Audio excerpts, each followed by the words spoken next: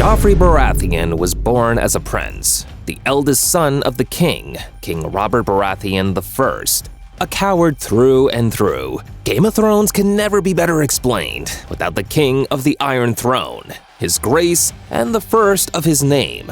He starts his first crime with an insane abuse of power as he walks down the forest with Sansa. They see Sansa's sister, Arya Stark, with the young boy she is training with.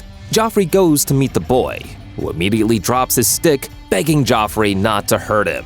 Instead of taking the pleas, Joffrey brings his sword and assaults the young boy. That is his first crime in the series, which should be punished by 5 years imprisonment. Unable to take it, Arya hits him with her sticks in return. Angrily, he tries to fight her, and her dire wolf, Lady, comes through and bites his hand. He throws his sword, which Arya takes and attempts to hit him. As a weak prince that he is, he starts to beg, and Arya throws the stick away. You let that little girl disarm you. The issue gets reported to his father, and while his mother, Queen Cersei, supports him, he insists that the wolf be killed. This is his second crime of animal cruelty in the series, and he should be punished by not less than 5 years imprisonment.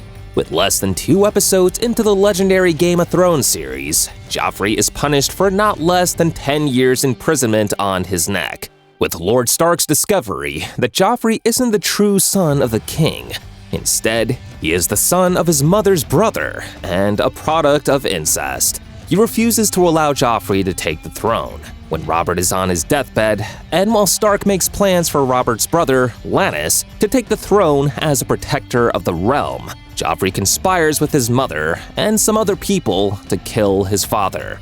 He adds conspiracy to commit murder to his earlier 2 crimes, and now has imprisonment years of not less than 25 years imprisonment. 5 years for animal cruelty, 5 for assaults, and 15 for conspiracy to commit murder. Following Robert's death and Stark's intention that Joffrey won't become the king, Joffrey commands his entire team to attack and kill Stark's men, thereby committing hundreds of murders in a day and arresting Stark for treason.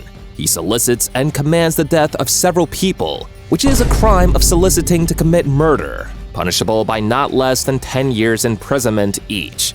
By the first season, Joffrey has committed 4 crimes, namely animal cruelty, assaults, conspiracy to murder his father, and solicitation for a mass murder, and could be punished by life imprisonment. Also, upon the death of his father, he feels pretty insecure about his step-siblings, Robert's bastard kids, and orders them to be killed by the soldiers of the Gold Clock, which is quite an abuse of power and an attempt to murder punishable by 10 years imprisonment. How many bastards does he have running?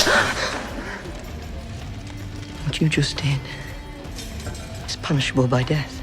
This is quite the first crime in the second season, and could earn him 10 years imprisonment. As a coward who hates when anyone confronts him, following his sister's marriage organized by Tyrion, he walks along the road as some of the angry citizens forge at him in anger, and one of them throws cow shits on him. Angrily, he orders all of them to be killed after he has searched for the culprit to no avail. He calls the assault of over 100 citizens, an occasion which leads to deaths in tens. He adds several murder counts to his initial charges and should have not less than 10 life imprisonment. Angered by this reaction, Tyrion screams at Joffrey, who keeps insisting that he has the right to order his people to be killed. He advises him that the people are only angry because they are hungry, and their hunger was caused by a war Joffrey started without thinking deeply. Tyrion claims he has never seen a vicious idiot like Joffrey before. Joffrey batters Tyrion, insisting that Tyrion doesn't have a right to scream at him. But this only earns him a slap from Tyrion, who has had enough of his bullshit attitude. At least, that's one punishment for Joffrey's crazy audacities. Moving on, Joffrey has caused the murder of an animal, a crime of animal cruelty. He has assaulted an innocent friend of Arya, conspired to the death of his father, caused an attack against Ned Stark, and battered, assaulted, and killed more than tens of his citizens. What a vivacious Iron King. During the Battle of the Black Water against his uncle Stannis, he commands a defense technique instead of an attack one. They send an empty ship to Stannis' ship, and when the ship gets nearer, it releases the wildfire, a chemical weapon that changes the entire water surface from black into green.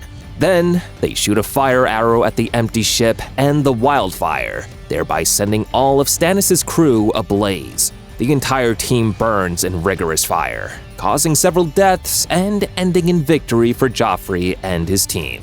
Following his broken love affair with Sansa Stark, and considering how much emotional assault and torment he had shown the young lady, he is scheduled to marry Lady Margaery of Tyrells, his late uncle's wife. He is so evil-inspired that even when considering his marriage with Lady Margaery of Tyrells, he considers how the match will make him more powerful, so that no one, even the Northerners, will have the ability to stand beside them. With the union, he would have the ability to burn the Northerners, destroy their kings, take their lands, sow their fields with salt, hang their lords, and have dominion over anything and everything. A tyrant through and through. On one attempt, during the Blackwater War, he sends one of the members of the King's Landing to murder his uncle Tyrion because he hates Tyrion and wishes to inherit his mother's hatred for her brother.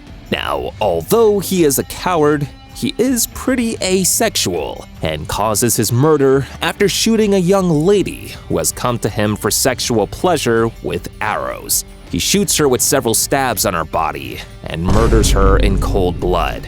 That is his first direct murder in the series, and according to the law, he should be punished with not less than a life imprisonment.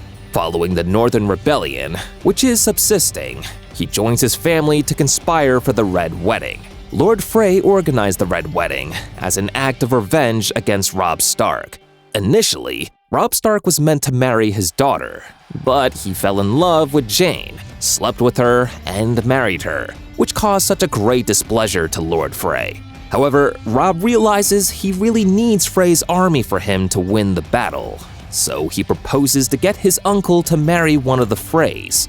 He attends the ceremony with his mother, Catelyn, and about 300 of his soldiers, a wedding that Tywin Lannister, Joffrey, and his mother had proposed to make as their last night. As the feast finishes, Frey's armies attack Robb's armies, and they kill several of them and also kill Robb Stark and his mother, Catelyn. After the ceremony, he sends a letter to Joffrey, who calls his uncle Tyrion to read the letter. He dances happily to the news of Robb's death, and even prays that the head of Robb should be sent to him so he can deliver it to Sansa Stark, Tyrion's wife, on a platter during his wedding ceremony. I'm going to serve it to Sansa at my wedding feast. This wicked and evil decision is countered by both Tyrion and Tywin, who insist they won't let him do such. Regardless, conspiracy to commit mass murder is a crime that can't be undermined and would be punishable by life imprisonment. By my count, Joffrey has about 7 life imprisonment and several years in prison for his great inhumane attitude. With the end of the war, his wedding with Margaery is organized, the royal feast is organized after the wedding, and he demeans everyone in attendance after the wedding. He orders his guests to assault one of the performers by throwing him oranges to ensure that he leaves the stage. He also throws some coins at another performer to send him off the stage. With his pride, he calls for the comedy representation of the war, where he represents Robb, Renly, Stannis, and others in ridiculous ways, presenting himself as the winner of all the wars, and warning everyone to stay clear of being against him.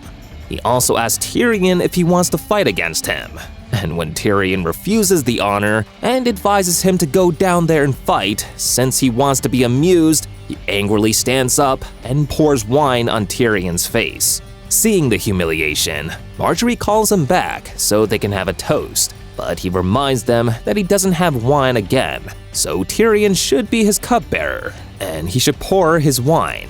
Tyrion takes a cup passed to him by Sansa and serves Joffrey, but Joffrey asks him to kneel.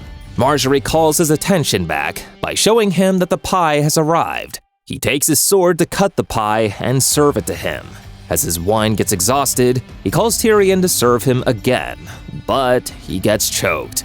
At first, the entire guests assume it is a joke, but he keeps struggling for breath, and at his own wedding, he starts bleeding from his eyes, nose, and ears. Just as he gives up the ghost, he points at the cup, signifying he is poisoned, and his mother angrily orders the arrest of Tyrion, who served him the drink. What a great end for a vivacious, violent, cowardly king. Throughout his lifetime, he committed several crimes, like animal cruelty and several conspiracies, which led to the murder of thousands of people. He personally killed a person. He ordered the assault of several people. He commissioned and started the Great War, even when he had no ability to fight or sustain such wars.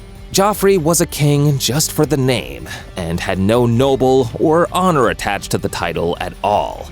In present times, if he is to be punished for his offenses, he will be punished by death, which was precisely his end. So, to me, his end is justified and well-deserved. Let me know what you think about the journey of Joffrey in the Game of Thrones, his crimes, and his well-deserved end.